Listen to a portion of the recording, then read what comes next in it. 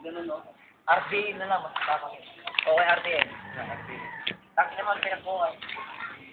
Tanggal yan, kasi masusunog yan eh. Kaya pag inanom sa mukha yan, pula. Pula, pakpak yung mukha mo. Tanggal yan. Pakpak. Ano nga? Maliit lang, matapang yun eh. RDN nga mama. Kaya sa ikaw yun. Oo, pang ano? Pagkabalat ng mukha. Number 3. Number 3. Ako, 3 araw na yan. Kamabi yun. Hindi mo mabaho. Hindi na kamukha yun.